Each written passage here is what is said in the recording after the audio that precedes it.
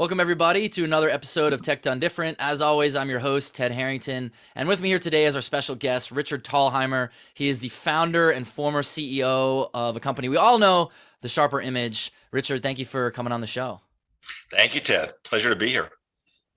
As we were talking the other day, or talking recently about areas that we might dig into your expertise for our audience, one thing that really came to the forefront was an interesting thing that you certainly lived through the course of starting and then growing the Sharper Image, which is, you lived through the way the internet changed your business. So I'd love to understand the insights, what we could learn from the idea of how do we deal with emerging technologies. I mean, everyone's certainly comfortable with the internet now, but they're maybe not comfortable with blockchain or Web 3.0 or any of the other things that might be impacting their business. So maybe take us to those days when you were experiencing this new thing, the internet, and how'd you deal with it? Well, certainly times change, and I do want to get your opinion on the metaverse, which is probably the next change people are talking about. But for just a quick glance back, it was about 95, 96, and I went to our board of directors and I said, this internet thing is happening, and I want to get the Sharper Image, which was basically a gadget store at retail and a gadget online catalog. I want to get this on the web.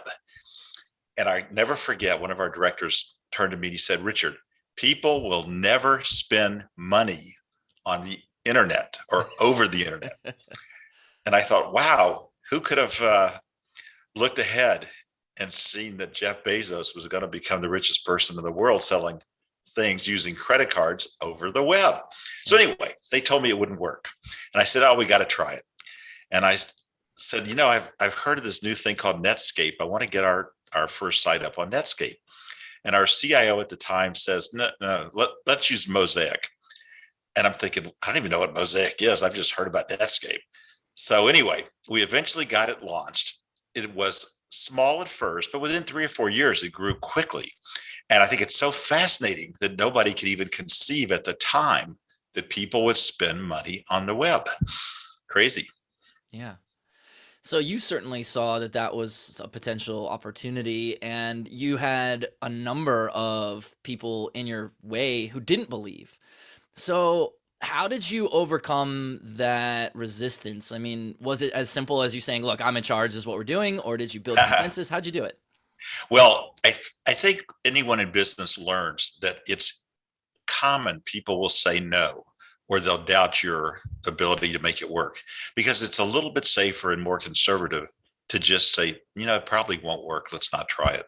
So you have to be a bold and innovative leader and not be afraid to fail your way to success. And by that, I mean, you try something as soon as you have a good idea.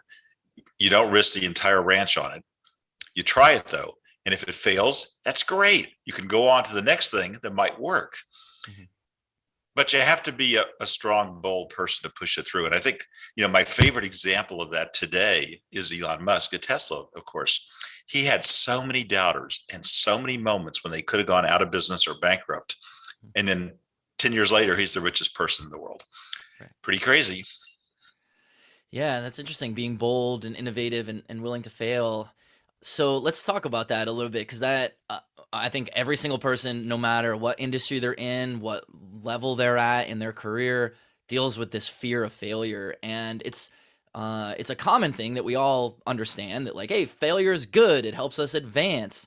How do we differentiate between the kinds of failures that are going to help us and the kinds of failures that might destroy us, especially when we see all failures as the kind that will destroy us? I like the phrase management by opportunity. And by that, what I mean is that you see an opportunity come along, so you decide to leap and try it. And it works perhaps, and now you're moving right along in your career or your company.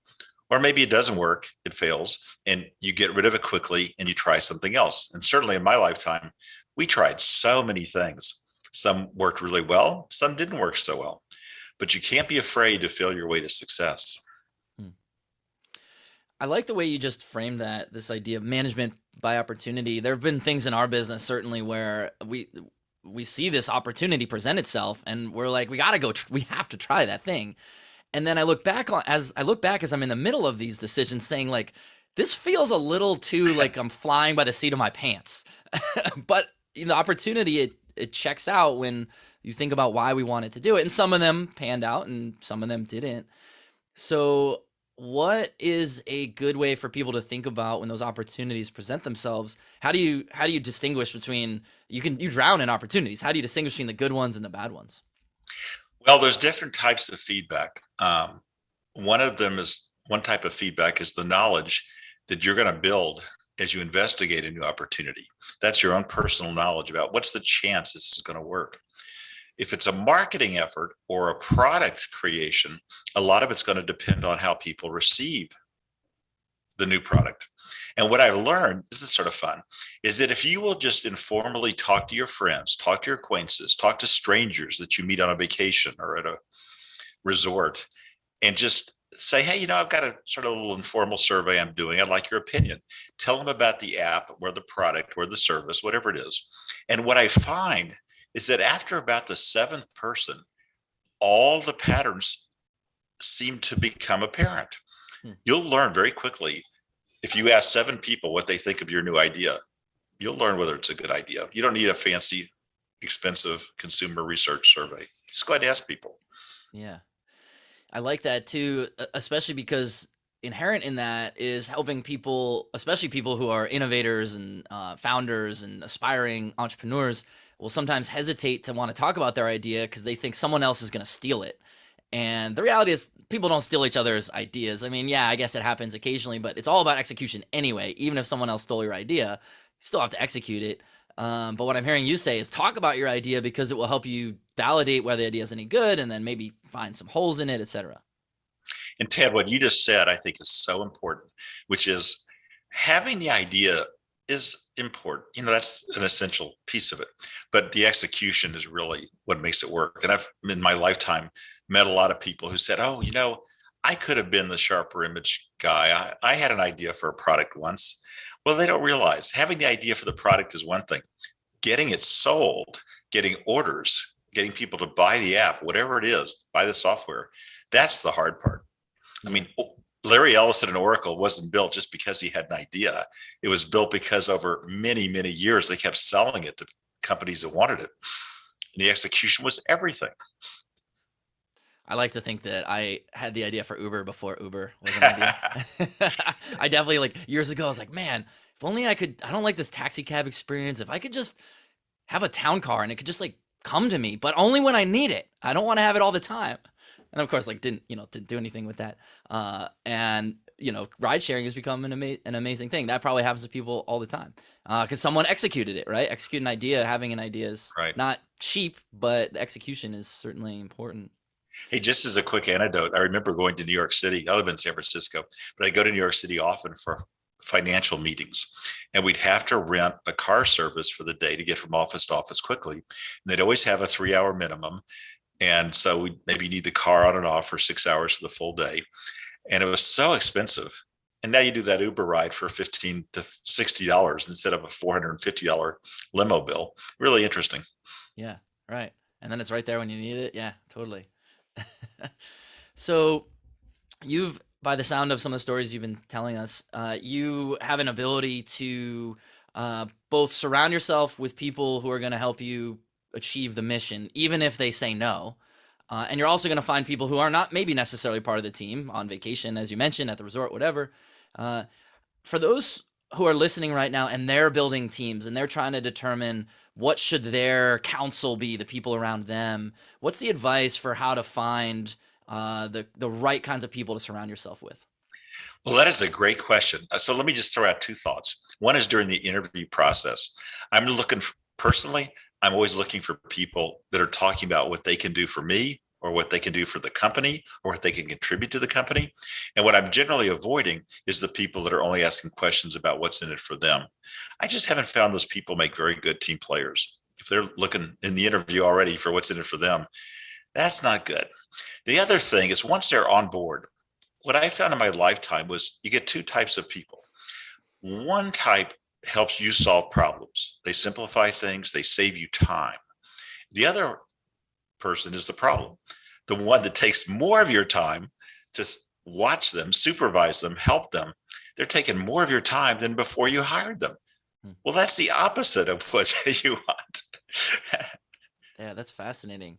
And there's an interesting element to that too, that probably a lot of people who have direct reports, I don't know if they learn it early or late, or maybe they never learn it, but is this problem where oftentimes a person will look to their superior for advice to make a decision on something. And what winds up happening is the superior knows exactly how to make the decision because they've done that for however many years. And so when they're asked that advice, they usually will say like, oh, do it version A, not version B. But that ultimately means that that person, the direct report, doesn't learn how to make the decision for them. And ultimately, the superior is not saving time. So how do we help people on both sides of that equation, people who are the direct report and people who are the superior, pause to say, where do I not make the decision so that I can teach somebody else versus make the decision for them? Well, that's a great question, because that's at the end why you're hiring people, right? Is you wanted them to save you time. And if you're going to have to make all the decisions for them, you don't need them. I once had a difficult employee, and he kept saying to me, why are you micromanaging me? And my response was, if you would just do it, make the decisions and save me time, I wouldn't be micromanaging you. That's a good frame, right? Yeah, I'm doing this because you are making me do this. That's interesting. Yeah. When you think about coaching people or figuring out how to find people who can coach themselves, what is the biggest piece of advice you could give people for that part of building a team, right? We have to be able to teach people. How do we do it? What's an effective way to coach people? Well, generally in my lifetime, I've always taken the approach of leaving people alone. So I'm not like Steve Jobs, where it's always written that he used to really micromanage every little tiny detail. I mean, I think he's a much more successful entrepreneur and business person than I've ever been, for sure. But he really irritated people by micromanaging them so much. So I say, hire somebody competent, leave them alone. And if you find yourself needing to jump in and micromanage them, that's probably a sign you chose the wrong person. And that's a whole other part of the problem, which is once you identify somebody isn't performing or isn't helping, how do you get rid of them? And I personally must confess, I've had the failing in my lifetime. I probably let people stay on too long once they pass that point. And the emotion that I've experienced many times is you keep agonizing. Gee, should I let them go? Should I tell them to find another career path? They'll be more successful elsewhere. Well, that's fine. And once they're gone, what you say to yourself is, oh, this worked great. I should have done this months ago. Yeah. What was I waiting for? Yep. Especially if that person maybe is a high performer, but they're a bad culture fit. Or maybe they're a great culture fit, but they're a bad performer. Both of those wind up being difficult situations to terminate people. I share the same deficiency that you just described, that I tend to hold on to people longer than I should. And as soon as you get rid of them, you're like, oh, that was, I'm glad we're on the other side of this now. So how do you think through that? I mean, I heard someone describe the sort of framework the other day as there were these 3 T's. I think it was, when you find yourself in that situation, one option is to terminate. Another option is to train the person or the team, whoever the problem, the person that needs to be trained, or is it their team around them needs to be trained? And then the third T was to tolerate. And that's actually what most people do. Is they're like, the easier thing is to do nothing, so I'm just going to tolerate this poor performance or poor culture fit. How does that resonate with you? Is there a better way to think about it? Well, it's funny you brought that up, because as we approach this session, I was thinking about our first CIO, a young guy. He was about 28 at the time. He was a brilliant programmer, but he was just a spoiled person. He didn't play with the team. He threw tantrums. He was difficult, and we couldn't get rid of him because he had the keys to the software in his head, and he wasn't sharing them with anyone. And so we were in a difficult position. We put up with this guy. Eventually, the strategy I used was to continue to build up the team around him and to make sure that we had the keys in everyone's head, not just his. And then we let him go. And we were so thrilled. But what it taught me was, you can't be dependent on one person who's the only one that really understands the systems. Most people don't have that problem because they're in bigger companies. But when you're starting up, you've got just the bare bones crew. Yeah. I don't know. I mean, I think even in big companies, people have that problem too, because there's so much more politics in larger companies, and people protect their job security by doing exactly what was described here, where they make themselves very difficult to replace. And yeah, so certainly building that redundancy is key, not only to get rid of bad performers when you need to, but also to make sure that the organization becomes a self-sustaining thing that's not dependent on any individual person. Definitely. And since we're talking about the word termination, I want to make it clear. I'm not particularly a hard ass. I put up with people too long. I don't yell at people ever. I never belittle or use sarcasm. I mean, I think it's really important to be polite. And we had a big enough company. At the end, we had 4,000 employees. So we followed protocols like, for example, give people a written warning if you're dissatisfied with their performance. Give them a second written warning. Give them a third written warning, and then you can terminate them, but not until then. And I never use the kind of approach. And again, my idol, Steve Jobs, was just known for belittling people, really ridiculing them and insulting them in person in front of other people. If you're going to put somebody down or criticize them, rather, do it in private. So praise in public, criticize in private, right? I believe in that for sure. So let's talk about, we've been talking about, poor performers or poor culture fits, but let's talk about the good performers and good culture fits. How do we, people always talk about like, you need to identify potential. And I think anyone who ever joins any organization is like, I hope they see the potential in me. So how do we identify potential in people? Well, again, I'm repeating myself, but I start off by finding people in the organization that are solving problems and making life easier for everyone else. Those are the ones that I want to advance, the ones that reduce the workload for me and for other people. And then you've got a slight problem that you've got somebody above them who might be intimidated or, threatened by this younger employee's rise. So what for me worked was to change titles. So maybe the person who was head of pick a department now is going to be head of a similar division or a similar title, but it's going to be slightly different. And by doing that, I'm freeing up this space in the organization to let the new person rise up without threatening the person directly above them, because I moved that person slightly aside by a shift in organization. That's a really fascinating way to think about it. So now, right, because no matter how large the organization is, you have that sort of linear problem where a high performer needs to essentially take their boss's job, and if their boss doesn't move, then what does that mean? So you're saying create the lane by moving the block to a different lane. That's really fascinating. Yeah, and the person on top who's being somewhat usurped by the younger employee, they may be a little bit out of shape. So you might need to give them a nice consultation that reassures them how valuable they are to the company. If you could give them a slight raise because they're maybe due for one, that'd be very nice also. That would really smooth the feathers. But you got to get them out of the way so the new person can take over. Right. Yeah, you don't want a high performer held up simply because of the architecture of the team. Right. And you might lose the high performer if you don't give them career advancement. Right. So to what extent do you think age plays a factor in this? One of the things I think that's really beautiful right now is that no matter how young someone is, they have opportunities. No matter how old someone is, they have opportunities. But people still see age. Ageism is a real thing. How do we deal with this problem and combat it? It's funny you should say that. When I was starting the Sharper Image, I was in my 30s, late 20s, early 30s. And back then, your company really had to have earnings in order to go public. You had to have a solid record in order to go public. And nowadays, I see young people become billionaires overnight, right? Mm-hmm. With companies that don't even have any earnings. So I start off by being jealous. Yes. Getting back to your question, ageism. Wow. It's a young person's world nowadays. What specifically can we address about that? Oh, and I don't want to let this interview end without getting your take on the metaverse and Facebook and what's going on with that. Sure. Well, yeah, we can. Let's come back to that in 1 second. We'll talk about metaverse.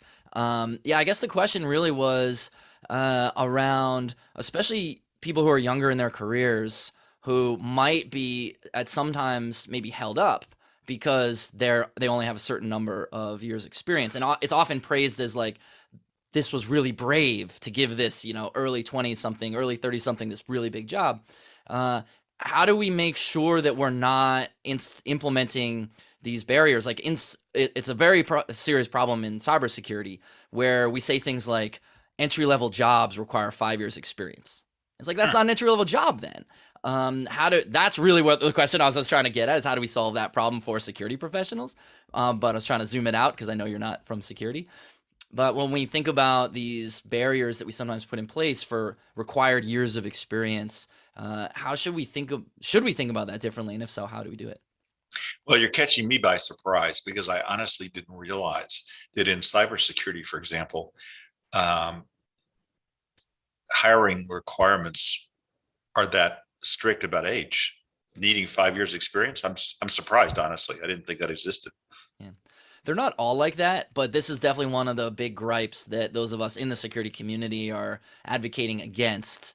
And companies are starting to figure it out and realize, oh yeah, maybe that's not what we should be doing. But it still exists. It's pretty rampant, actually. People will say things like, for entry-level roles, you need a master's degree or, equivalent years experience. And it's like, what's someone to do with that when they're right out of college, So, yeah. Well, I want to say, for me personally, my hiring, and I was always involved in the highest level executives. And at the beginning, I was involved in everybody. My hiring was never particularly based on college degrees or experience, because as an entrepreneurial business, and ours was the essence of an entrepreneurial business, meaning it's small, had to make it happen every day. It wasn't funded by some venture capitalists. We were living on our own cash flow. I really valued people who talked to me in the interview about what they knew about the subject matter and what they could do to help the company grow or protect the company from threats. And I couldn't care less what degree they had or what college. I went to Yale College. I couldn't care less whether you went to Yale or any other Ivy League college. So that's my approach. And I think there's other successful executives that have the same approach. That is a disregard for formal training and a preference for on-the-ground training. I like that. So we could talk about metaverse. So let me ask you a question about your question so that we can talk about it effectively. What made you want to ask that question? Here you are, you're a very successful business person. You're an investor now. Are you asking this question because you see the opportunity, or is it because you're like, what made you want to ask about that? I'm very all right. I'll focus the very sharp pencil here for you, Ted. Since leaving my business career about 2016, so now it's been 6 years, I really focused on my investments, and I've been very successful investing. And one of my favorite stocks is Facebook, Meta. And Mark Zuckerberg is one of the people I admire the most. And yet, he had a great idea. Then he had some more great ideas, like buying Instagram. But what is the next great idea for Mark Zuckerberg? Or is he sort of past having great ideas? That's an ageism question here. And you're much more akin to this subject matter than I am. So I want to hear your opinion. Well, that's a really fascinating question, because I would have to sit in a lot of rooms with Mark Zuckerberg to be able to answer whether or not he's past his great ideas. My guess is there are probably endless ideas that come out of that guy that get shut down because they're too like in the clouds, just too far ahead of his time. I don't know. I mean, you look at the way that anyone creates ideas, right? Some people are full of ideas, some people are full of execution, some people are a combination of the two. Facebook has undeniably succeeded over a very long period of time based on their ability to execute on their ideas. So I would be hard pressed to imagine that Mark Zuckerberg and the team that's around him is out of ideas. I look at the metaverse and I see it as something that is not yet its version of what will be the successful thing. It's like, here's this cool idea, and it's like this mushy potato. How is it going to someday become a crinkle cut French fry? And I don't know what the crinkle cut French fry is, but I know there's a potato on the table. And so that's the part that's got me really interested. Like, will people buy and sell real estate in an alternate universe, and that becomes like the way we all interact with people in the future? I think probably not. But the novelty of it is getting people thinking, is getting other entrepreneurs thinking, and those kinds of opportunities I think are undeniable. Wow. Sounds like you're somewhat optimistic that he's onto something. They're spending 10 billion a year, supposedly, according to the press, researching this. Yeah, I mean, I think there's something there, and when you're spending that kind of money on something, maybe there's even more to it than we see. The security guy in me sees like this is just another way to get my data, but Yes. there's probably some truth in that. But yeah, you look at all these different aspects to what Facebook has become. I mean, the core product of Facebook, that is going to die. People don't want Facebook anymore. Younger generations don't even sign up for it anymore. It definitely is something people look at and they're like, you have Facebook. It's like having a Hotmail account right now. Yeah, or AOL.com. Or AOL, yeah. So Facebook has to move on. But that's the truth. I mean, you probably experienced it in your business, right? Where there were aspects of the business where what you started with, maybe 10 or 20 years ago, now all of a sudden it's like, we have to move away from that, right? Was there an example of something like that? Well, I think the most obvious example is I grew up in an age of paper catalogs. We actually lived and died by selling products printed on paper. And nowadays, I don't even want a paper catalog to come to my home, right? Right. And I've pretty much reduced all of them to not being mailed to me. And I'm shocked that I give money to an organization or a charity or buy a product, and before I know it, they're sending me paper mail. It's like, don't do that. Right. It's not good for the environment, and I don't want to look at it anyway. It's all online. Right. And the So, cost and effort, like why? yeah. So it's funny that I grew up in an age which you don't remember when people lived for those 20 or 30 mail order catalogs that came at Christmas. Right. Yeah, what a substantial change that you experienced for sure. And being able to see that change come around the corner, not it's funny talking about paper, and it makes me think of, for anyone who's ever watched, The Office, which is all about one of the funny lines in there is like, how do you adapt to being a paper company in a paperless world, right? And it's like you weren't a paper company, but you were originally reliant on paper and you had to move on. Well, as our time comes to a close here, Richard, first of all, appreciate all the wisdom and insight. I have so many notes and things I'm going to take back to my business from what you shared with us today. Is there any parting wisdom or anything that I didn't ask you about that you want to make sure we did talk about before we leave? Well, I do want to encourage people to go to this website, thesharperinvestor.com, thesharperinvestor.com. That's my little website. I do a blog about once every 2 weeks. It's mostly about stocks, investing, making money for yourself. And a lot of it is tech companies, of course, because that's the area of the NASDAQ that I really follow closely. And this is a unique opportunity in our history to make money because some of these stocks are so beaten down. They're all off 20, 30, 40, 50% from their year's high. So for your followers who are investors, this is a really interesting time to consider investing. And I give you my free 25 pro trading tips just by throwing your email into thesharperinvestor.com. I love it. I'm going to go check that out right after this. Yeah, definitely. When things are retracting the way they are right now, everyone gets scared. But that is the time to buy, certainly when things are dumping. Oh, so Warren Buffett was so smart. He's one of the world's richest men. He said, be fearful when others are greedy, and be greedy when others are fearful. Well, everyone's fearful right now. The NASDAQ has just been pummeled. This is a great opportunity to buy low. Remember, buy low, sell high. Yeah. You got to do it in that order. You got to buy low. Yep. This is the time. Totally. It's really interesting seeing that in the contrast too to the real estate market. Kind of feels like everyone's greedy right now.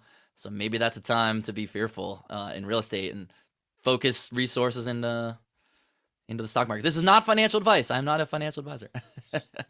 So, all right. Well, Richard, thank you so much for your time today. You've been awesome. Thank you, Ted. Great conversation. Totally.